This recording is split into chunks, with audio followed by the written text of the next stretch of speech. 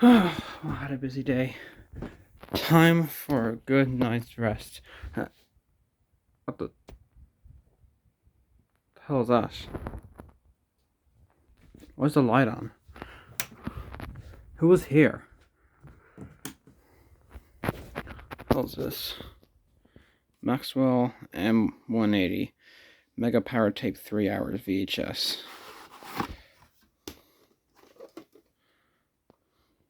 Watch. Well, I can't say no. Probably watch it then. In you go.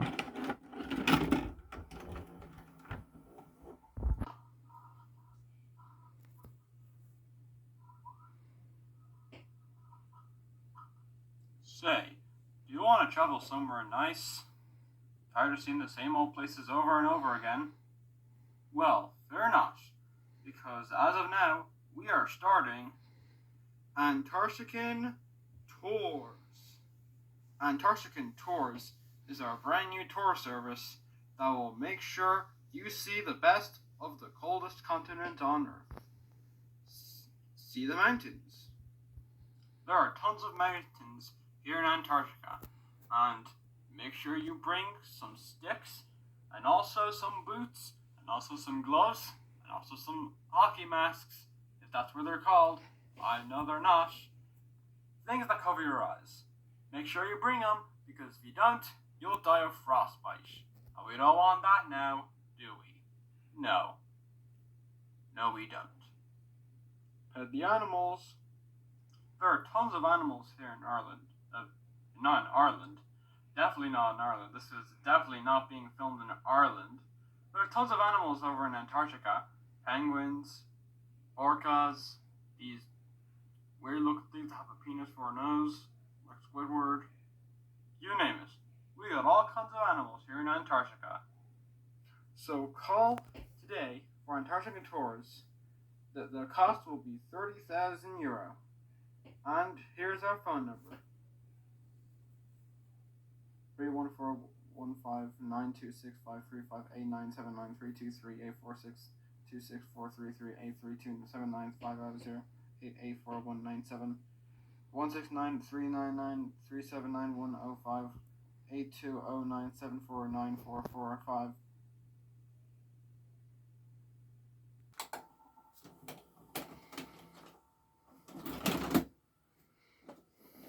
Huh.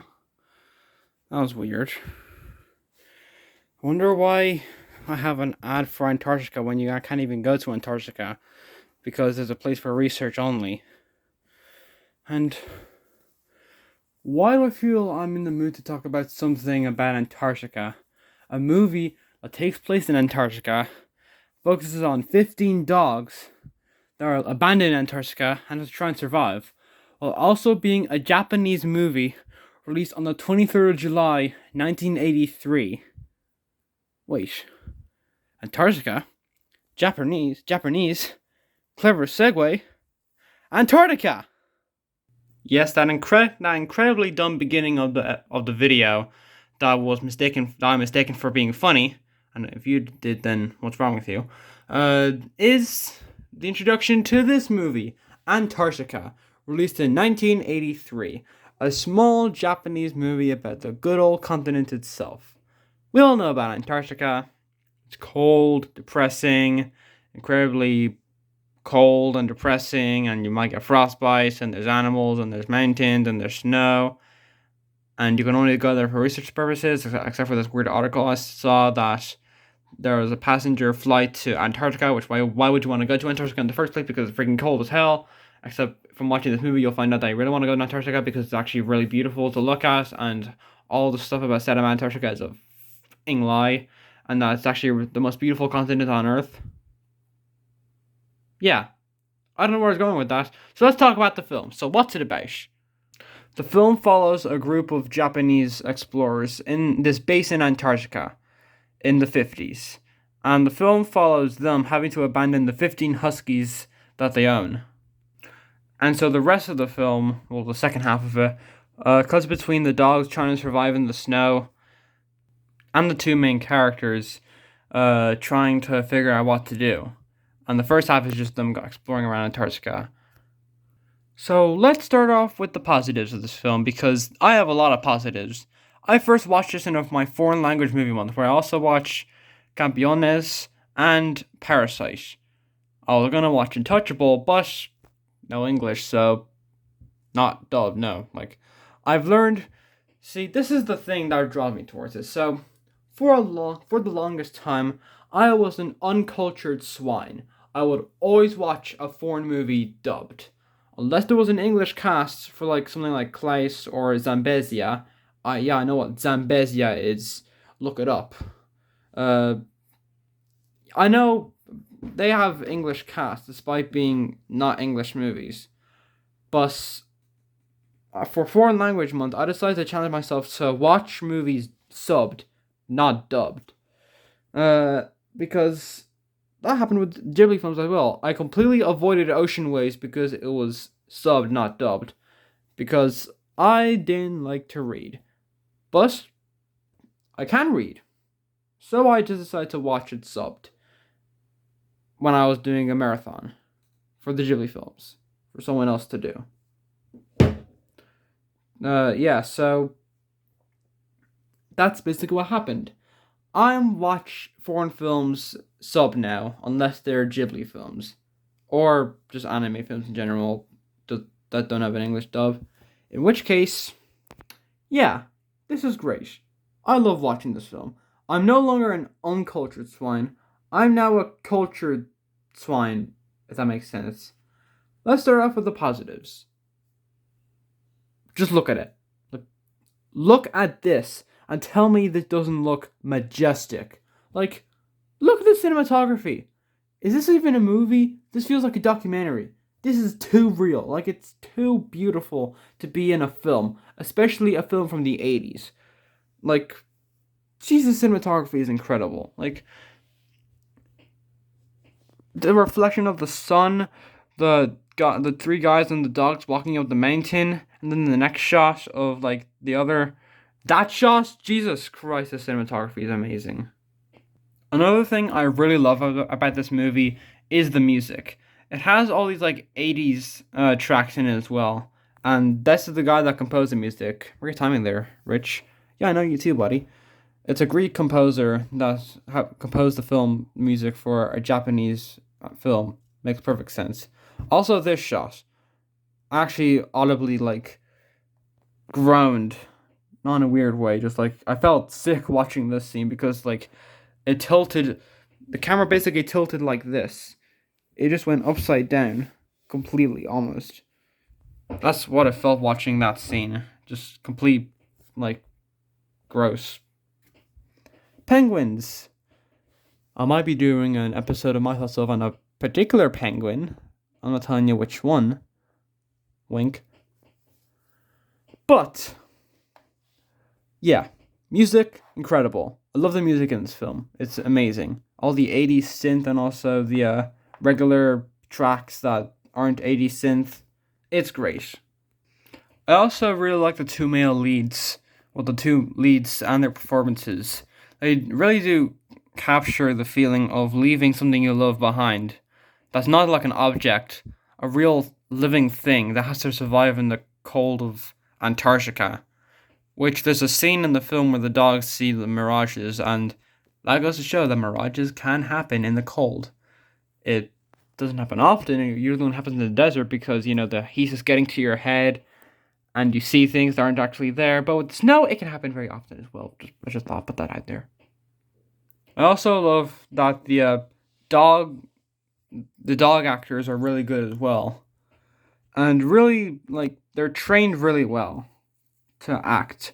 They don't feel like other movies that have animals in them where they're just, like, completely stale and are easy to tell that they like have a trees over them that's being swung over their heads, so then they can get the CGI talking mouths.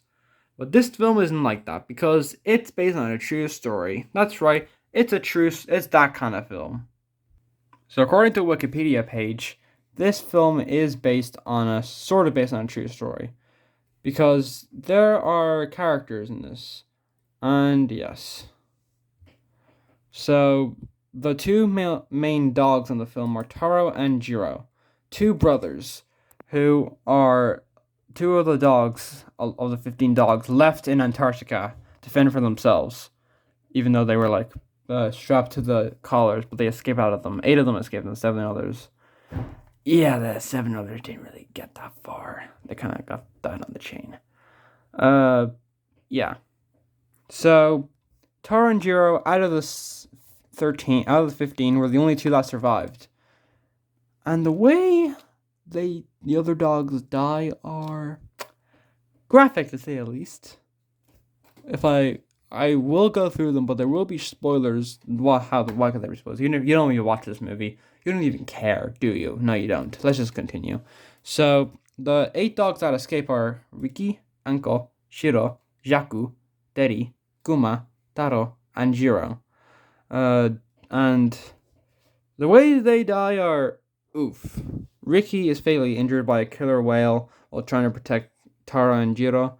Anko and Deri fall through the ice and drown in the freezing waters. It happens twice. How cruel is that? Shiro falls off a cliff to his death. Great. And Jaku and Kuma disappear in the wilderness. You even see Jaku's body when the 2 guys are coming back. Like, bad. Graphic. What's this movie rated again? I'm sure it's rated something like positively high, like a G. Yeah, it's rated G. That's something else. Are there any other ratings, or is it just no? G. G in Australia as well, because yeah, when I think of dogs dying, I think G. Makes perfect sense. I don't know, I'm just really confused. However, my one criticism with the film, despite the great acting from the humans and the dogs, the incredible score, the beautiful cinematography, it's way too long. Like, 2 hours and 23 minutes, that's a bit much. And even though I love the score and the music, the same thing, the music and the cinematography, it starts to get weary a little bit by the end, and I start to get tired. Probably because I was awake like very late watching this, because I was also watching The Wind Rises, not The Wind Rises, from Up on Poppy Hill, which is a Ghibli film for a ranking that I'm not going to be doing. Someone else is going to be doing. Me on the same channel, but I can't keep going with this bit. So yeah, that's my thoughts of Antarctica. Great movie, fantastic movie, incredible movie, but maybe a bit on the long side. Like seriously, why is it so long? Also, no, I'm not watching the American version because I know it will be painful. Yes, I now never watch the American dubs. Can you blame me? Like, it's beautiful enough how great how incredible the original, like, version is. And then for the American dub to, like, get rid of the original music. Or make new music. And cut out some cinematography. That was, like, really needed. I'm sure they didn't need all those shots of Antarctica, but, like, they're beautiful. It's incredible. But, yeah, I can get why they had to cut it down, but I still love it. Also, I just found out right now that the guy who composed this also composed Chariots of Fire, you know, the da-da-da-da-da-da, and also Blade Runner. Yeah. I thought yeah. Okay, well, anyways, that's my thoughts of Antarctica. An overall incredible film that I really love and you should all watch. But I'm confused. Why was there a VHS tape of Antarctica in my room? Like, it's confusing. Oh well, it's probably not anything important. I hope you enjoyed this video. Make sure you like and subscribe. And I'm going to see you later. Right, bye. And I should probably get rid of the VHS tape. Yeah.